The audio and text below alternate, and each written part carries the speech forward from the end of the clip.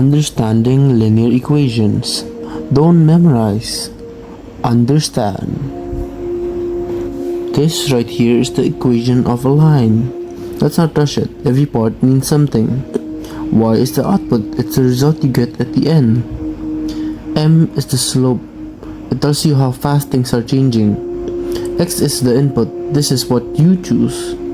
And C is the starting value. It tells you where everything begins. Let's focus on C, the starting value. This graph shows the line y equals mx plus c. This point right here is where the line crosses the y-axis. That's the intercept.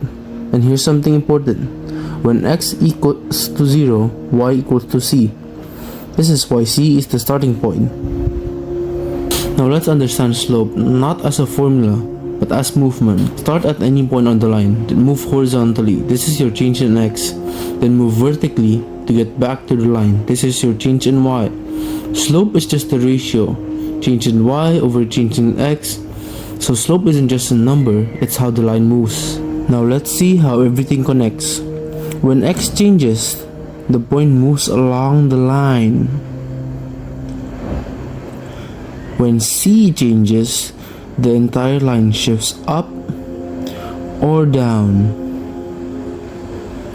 And when m changes, the line tilts, steeper, flatter, even going down.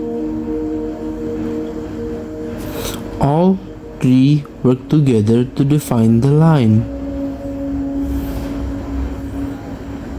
Now let's build another form of the equation, the point slope form. We'll build it from scratch using a point and a slope. Start with a point on the line, x1, y1. Now move to another point. First move horizontally, this is the change in x. Then move up the line. This is the change in y. From earlier, we know how slope connects these. Change in y equals m times change in x.